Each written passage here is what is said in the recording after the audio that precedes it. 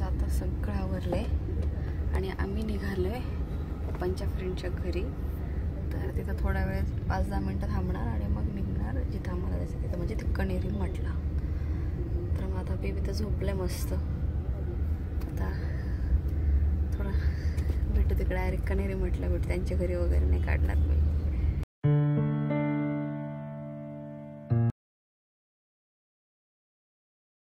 Online 50 रुपये दाखवलं होतं, पण इथं आल्यानंतर कळलं की 200 रुपये तिकीट आहे. पप्पा तिकीट वगैरे काढतात ते.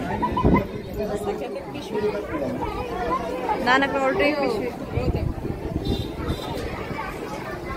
चला आपण तिकडे बसून घेऊया.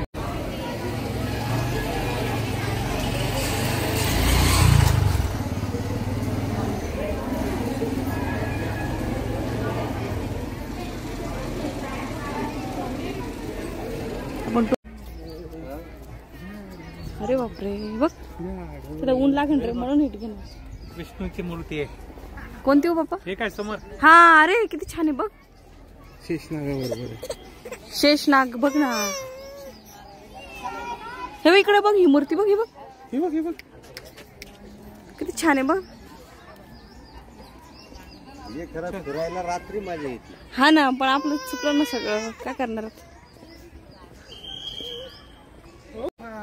थोडी साईडला सावली मग काय वाटत नाही, है की नाही.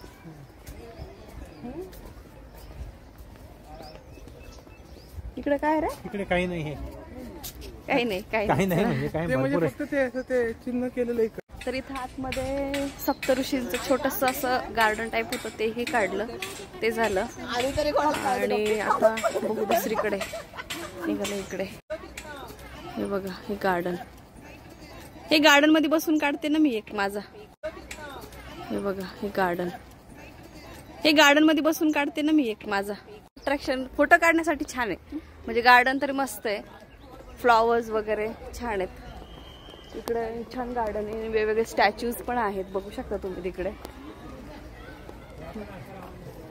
अरे खाली खुणा दिल्यात ना, त्या हिशोबाने चला. हे काय खाली, हे बघा, हे दिलेले, त्या हिशोबाने जायचं. अरे हे कोण आहे, याच्या जवळ काढूयात ना म्हणून. चला आपण. त्याला नाही झोपला का? काय नाव आहे? आम्ही तुमच्यासाठी. ए चिकू, हे बघ ना, सीताफळ. सीताफळ, आंबा, अननस. हो हे बघा, याच्यावरून जायचंय वरतून आपल्याला. चला चला चला, किती छान आहे ना. इकडे बघ,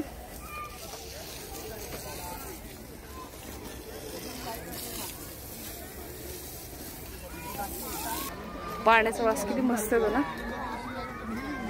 आता इथून वरती चढायचं. इकडे जायचं. तिकडे जायचं का? अरे हा, आतमध्ये तर खूप सुंदर आहे, गर्दी. इकडे काय वेगळं बघू.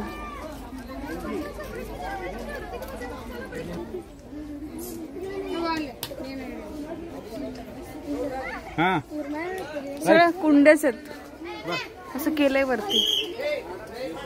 असं काही विशेष नाही इथं ना, विशेष नाही काही असं, है ना.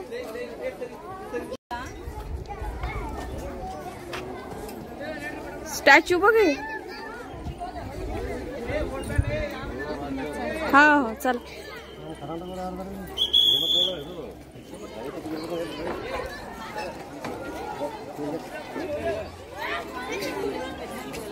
हे असं ब्रिज आहे. अयो अयो नाना, ते हलता येते. कसं वाटतं एक्सपिरियन्स? हलता येते. हळूहळू या बरं का. इकडे पायऱ्या नाही.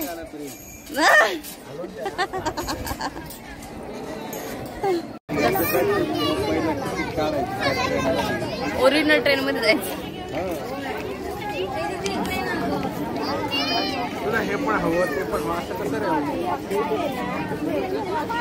ट्रेनचं थोडंसं आहे, 30 रुपये तिकीट आहे. आणि अशा मध्ये फिरवून आणते, पण असं विशेष काही नाही. त्याच्यामुळं लहान मुलांना, समजदार मुलं तिथंच असेल ना त्याच्या दुकानाजवळ. अरे काय माणसं डोक्यात. चला पप्पा आले, चला चला चला लस्सी वगैरे झाली, रेस्ट झाली, चला आता. आम्ही सगळ्यांनी हो 4-5 वाजता खाऊ. चालतं. मध्ये लागलं तर आधी खाऊ. हो काय काम नाही आज. हा ना, आता भूकच नाही का. अरे मला लागेल, तुम्हाला नाही लागणार. बरं तुम्ही नका खाऊ, मला खाऊ द्या. ठीक आहे. पोह्यांचा वास आला मग. नाही काय ते तेलकट वास, माझं तेलकट वास. कॅक्टस गार्डन आहे आतमध्ये. बघायचं का? काय बघ बाबा. विषारी झाड आहे वरून. बरोबर.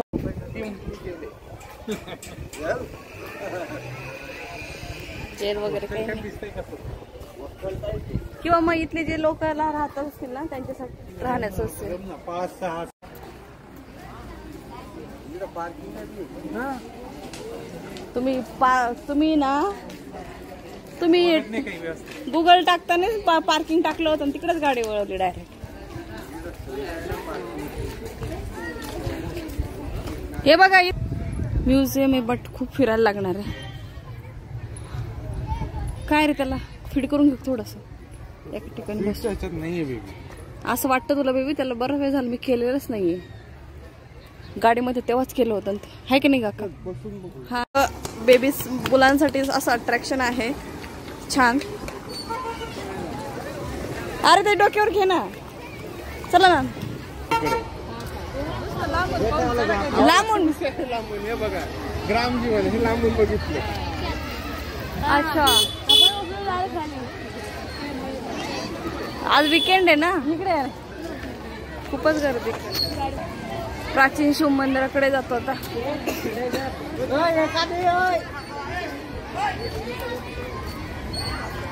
बापरे गर्दी बघ,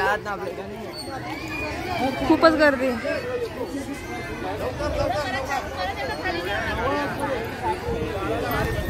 खूपच गर्दी आहे खरंच.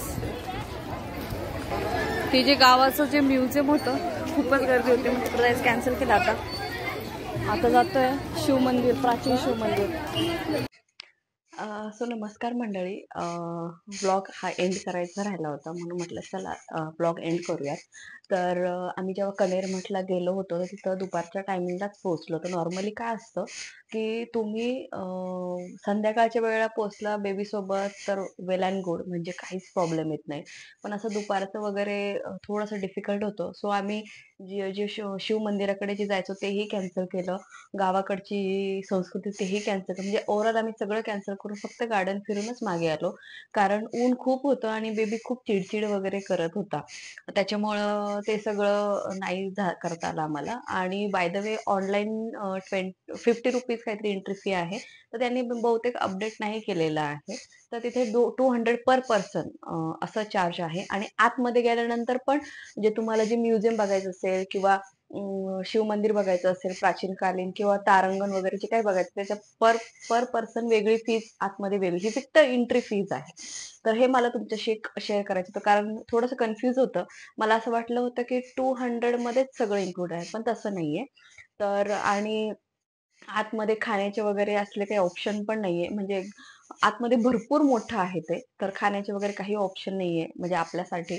तर ते थोडंसं डिफिकल्ट जातं तिथे फिरायला वगैरे. आणि फक्त आपण पाण्याची बॉटल वगैरे कॅरी करू शकतो. आणि आतमध्ये थोडंसं चहा, लस्सी बिस्सी असे छोटेसे असे प्रकार मिळतात तिकडे. आणि आतमध्ये खूप आतमध्ये वॉशरूम्स वगैरे आहे, टॉयलेट पण ते खूप घाण आहेत. म्हणजे एक्सपिरियन्स खूपच खराब होता. त्याच्यामुळं ते मला तुमच्याशी शेअर करायचं होतं की जेव्हा तुम्ही एंट्रीला असतात ना, तर एंट्रीला जे वॉशरूम आहे ते खरंच क्लीन वगैरे आहे. पे वगैरे आहे, पण तिथे कोणी असं पे घेत नाही, तेही एक मी ऑब्झर्व केलं. अदरवाईज गार्डन खूप वेल मेंटेन आहे. आतमध्ये बाकीच्या गोष्टी म्हणजे आहे मेंटेन. आणि तिथं असं सहली वगैरे म्हणजे ट्रिप वगैरे छोट्या मुलांच्या वगैरे त्या दिवशी खूप होत्या. आणि नेमकं विकेंड होता म्हणजे सॅटर्डे वगैरे असल्यामुळे ना, तर गर्दी खूप होती. आणि आमचं थोडंसं चुकलं, म्हणजे कनेरमठ हा आमच्या लिस्टमध्ये असा नव्हता. रंकाळा आदल्या दिवशी रात्री होता, पण खूप सगळे थकले होते तेही कॅन्सल केलं. रंकाळा वगैरे जो लेक आहे म्हणतात तिथे, तर तिकडंही नाही झालं. मेन म्हणजे आमचं देवीचं इम्पॉर्टंट होतं ते तर झालं छान. आणि बाकीचं दुसऱ्या दिवशी पण आम्हाला परत ट्रॅव्हल करायचं होतं. म्हणजे जेजुरीला वगैरे जायचं होतं. सो जेजुरीचा व्लॉग हा वेगळा येईल. आणि मी जसं सांगितलं स्टार्टिंगलाच, की पप्पांच्या घरी पप्पांचे एक फ्रेंड होते कोल्हापूरमध्ये राहतात.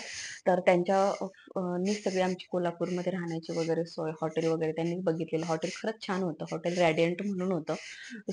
सुविधा एकदम मस्त होत्या. बेबीसाठी त्यांनी मला वेगळं राईस, दूध वगैरे सगळं असं प्रोव्हाईड केलं. त्याच्यामुळे काहीच प्रॉब्लेम नाही आला तिथे राहायचा. आणि ज्या फ्रेंडच्या घरी आम्ही गेलो होतो, तर त्यांनी आम्हाला आवर्जून बोलावलं, "जेव्हा तुम्ही रिटर्न पुण्याला जाल, तर नक्की येऊन जा." तर मग त्यांनी ना त्या काकूंनी ना अशी छान माझी ओटी भरली आणि ओटीमध्ये सॉरी असं टॉवेल, नारळ वगैरे सगळ्या गोष्टी प्रॉपर ओटी भरली होती. कारण रिसेंटली त्यांच्या मुलाचं लग्न झालं होतं आणि आम्हाला पत्रिकाही घरी येऊन त्यांनी दिली होती. पण काही कारणास्तव आम्हाला जाता नाही आलं. इव्हन पप्पांनाही नाही जाता आलं. मग असं ठरवलं होतं, की रिसेप्शनला जाऊ. पण रिसेप्शनलाही अनफॉर्च्युनेटली जाता नाही आलं. मग ह्यावेळेस त्यांनी इतकं आवर्जून बोलावलं होतं, की येऊनच जा घरी. मग आम्ही सगळे गेलो होतो. तर मग त्या काकूंनी माझ्याशी ओटी भरली आणि अशी रेडिश कलरची अशी पैठणी आहे ही. तर अशी ओटीमध्ये छान पैठणी दिली. कारण ते जे काका आहेत जरा खूप म्हणजे पप्पांच्या सोबत त्यांनी 2006 मध्ये एका पप्पांनी एका प्रोजेक्टचं काय म्हणतो आपण त्याला ओपनिंग केलं होतं. तर ते आत्ता कंप्लीट होणार आहे. तर पप्पांना खूप मानतात ते लोकं सगळे तिथे जे भेटायला आले तिथे. तर ही अशी पैठणी आणि आईचीही त्यांनी ओटी भरली. आणि दोघींनाही अशा छान अशा साड्या त्यांनी ओटीमध्ये दिल्या. तर हे सगळं प्रेम असतं म्हणजे पप्पांची जी अ, मेहनत होती त्याच्या हिशोबाने त्यांच्या कलीग सोबत राहिले तर ते एक म्हणू शकतो आपण. तर आम्ही तिथे खूप टाईम स्पेंड केला त्या काकांच्या घरी आणि मग त्याच्यानंतर आम्ही कनेरमठला निघालो होतो. तर जवळ-जवळ 2 अडीच-3 वाजलेच होते आणि असा आमचा काहीसा मठाचा एक्सपिरियन्स होता. ओव्हरऑल जर तुम्ही जायचं म्हटलं तर एक तर वीकेंडला जायचं नाही. वीकडेजमध्ये जायचं आणि दुसरी गोष्ट मध्ये छोटं बाळ असेल तर थोड्याशा गोष्टी तुम्हाला रॅप अप करायला लागतात. सगळं नाही फिरता येत. एवढं एक आहे. बाकीचा जेजुरीचा व्लॉग नक्की येईल 1-2 दिवसामध्ये. तर नक्की तुम्ही तो बघू शकता. सो चलो हा व्लॉग मी इथेच एंड करते. भेटू आपण नेक्स्ट व्लॉगमध्ये आणि चॅनलला सबस्क्राईब केलं नसेल सबस्क्राईब, कमेंट्स आणि शेअर नक्की करून जा. बाय.